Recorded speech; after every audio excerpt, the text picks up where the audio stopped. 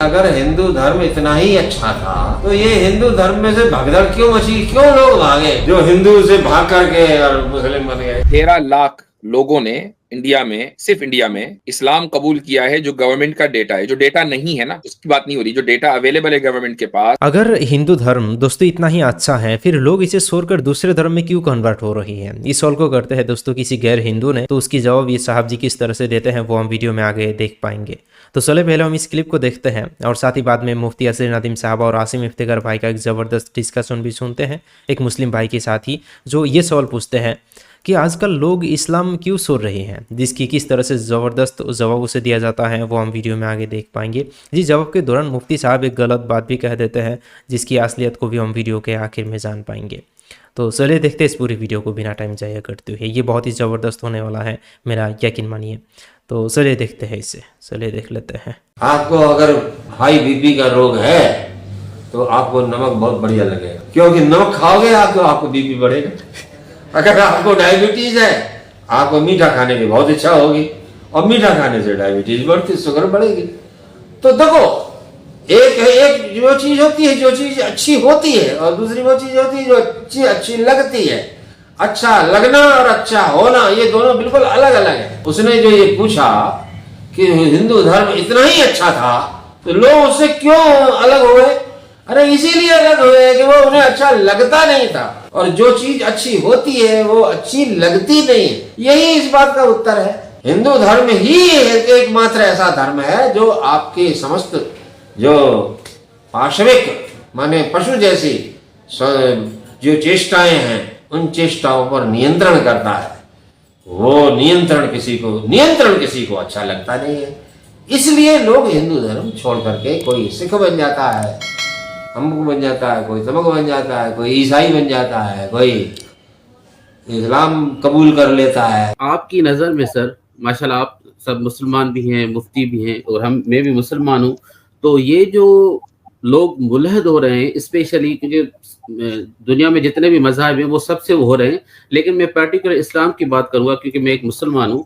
तो मुलहद लोग क्यों हो रहे हैं, उस हवाले से आप मुझे कोई बता सकते हैं कि उसका मेन रीज़न क्या हो सकता है कि लोग मुलहद क्यों हो रहे हैं? आपने खुद एनालाइज किया कभी?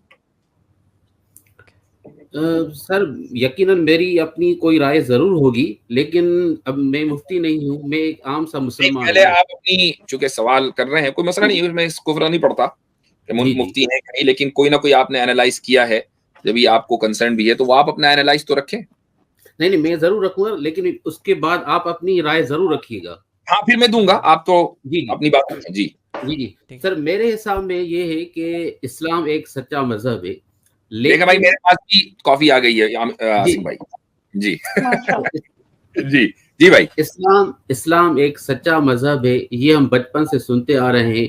लेकिन जो लोग हमें ये बताते हैं ना कि इस्लाम एक सच्चा मजहब है, कुरान अल्लाह की किताब है, तो मैंने ये चीज नोट की है, या मैंने ये चीज ऑब्जर्व की है कि इस्लाम, अल्लाह, रसूल, कुरान के नाम पर जो लोग हमें बताते हैं, उनके किरदार जो है ना वो उसी इस्लाम, उसी कुरान, उसी नबी करीम सल्लल्लाहु अलैहि वसल्लम के अक़वाल के साथ वो मैच नहीं होते हैं। इसी वजह से मुसलमानों के अंदर जो है खदशात फैलते हैं और फिर वो मुलहद होना शुरू होते हैं। ये मेरी राय है, लेकिन अब आप अपनी राय जरूर दीजिएगा। ठीक, देखें, एक तो ये कि अभी एक इंडिया की रिपोर्ट आई है और मेरे जहन में था कि मैं उसकी ऑडियो चलाऊं, लेकिन वो फिर जहन से निकल गया। अगर किसी के पास हो वो जो सुधीर चौधरी की रिपोर्ट है, तो हमारे हिंदू भाई भी सुन लें कि गुज़िश्ता 10 साल में 13 लाख लोगों ने इंडिया में, सिर्फ इंडिया में इस्लाम कबूल किया है। जो गवर्नमेंट का डेटा है, जो डेटा नहीं है ना उसकी बात नहीं हो रही, जो डेटा अवेलेबल है गवर्नमेंट के पास, 13 लाख लोगों ने इस्लाम कबूल किया है। और उसके मुकाबले में सिर्फ 50,000 लोगों ने हिंदुइज्म को कबूल किया है। और ये हिंदुइज्म कबूल करने वाले सारे मुसलमान नहीं है, इसमें ईसाई भी होंगे, इसमें जैनी भी होंगे, इसमें बुद्धिस्ट भी होंगे, इसमें सिख भी होंगे। तो इंडिया जिस जगह इस्लामोफोबिया का इस कदर जोर है, वहां पर अगर डेटा के मुताबिक 13 लाख सिर्फ मुसलमान बने हैं, हिंदुओं ने 13 लाख, तो अब आप अंदाजा लगाएं कि ये कहना कि जी एक्स मुस्लिम का जो मूवमेंट है बड़ा चल रहा है और बहुत मजबूती के साथ और जनाब हमने बांध लगा दी, ऐसा कुछ नहीं हुआ। इंशाअल्लाह सुम्मा इंशाअल्लाह जो कलिमा है इस्लाम का वो बुलंद होकर रहेगा और बुलंद हो रहा है, पहली बात। दूसरी बात, मुस्लिम सोसाइटियों में इल्हाद है, हमें इसका इनकार नहीं है। बहुत से मुल्हिद होंगे, हमें उसका इनकार नहीं है, हम रियलिटी का इनकार करने वाले नहीं हैं। रियलिटी है तभी हम इस मौजूद के ऊपर काम भी करते हैं और बात भी करते हैं। Right sir. लेकिन जो मुल्हिद बनते हैं उसमें कई सारे फैक्टर्स हो सकते हैं, लेकिन जो मोस्ट प्रेडोमिनेंट फैक्टर है वो प्रॉब्लम ऑफ ईवल है कि लोग जो है वो प्रॉब्लम ऑफ ईवल को नहीं समझ पाते हैं। और प्रॉब्लम ऑफ ईवल जो जहन में आती है उसका जो मोस्ट प्रेडोमिनेंट रीजन है वो कोई ना कोई लाइफ में होने वाला इंसिडेंट है जिसको हम मेंटल ट्रॉमा कह सकते हैं। कि आपके जहन में कोई ना कोई आपके साथ ऐसा वाकया हुआ है कि जिसने फिर आपको ये सोचने पर मजबूर कर दिया कि यार अगर खुदा है तो उसने ऐसा क्यों होने दिया। ये जरूरी नहीं है कि वो वाकया आपके साथ पर्सनल हो जाए, आप अगर उस वाकये के विटनेस बन जाएं। मसलन एक यूट्यूबर मुर्तद है, तो जब कोरोना शुरू हुआ तो उसके जहन में आया कि यार अगर खुदा है तो इतने सारे लोग क्यों मर रहे हैं। ये एक ट्रॉमा था कि जिसने फिर उसको प्रॉब्लम ऑफ ईवल की तरफ जो लेकर गया, और जब प्रॉब्लम ऑफ ईवल उसके समझ में नहीं आई तो उसने खुदा का इनकार कर दिया। एक अभी वाकया पाकिस्तान का है, एक बंदा है कि जो जेल में बंद है और जिसको सजाए मौत हो चुकी है ब्लास्फेमी की वजह से। तो उसके साथ जो वाकया हुआ था वो ये कि एक उसके बेटे की मौत हो गई थी और उसके बेटे के दिल में सुराख था, लेकिन उस वाकये ने उसको झिझोड़ कर रख दिया कि यार अगर मेरे साथ ऐसा क्यों हुआ। यानी ये जो ट्रॉमा है ये आम तौर से मुल्हिदों के साथ लगा होता है, चाहे वो बचपन का ट्रॉमा हो या जवानी का हो या आगे चलकर ये किसी और का हो या खुद उनका अपनी जात का हो। ये एक बहुत मेजर फैक्टर है और 70 to 80% जो लोग मुल्हिद हो रहे हैं उनके पीछे यही वजह है। उसके बाद कुछ लोग मुल्हिद होते हैं साइंटिज्म की वजह से।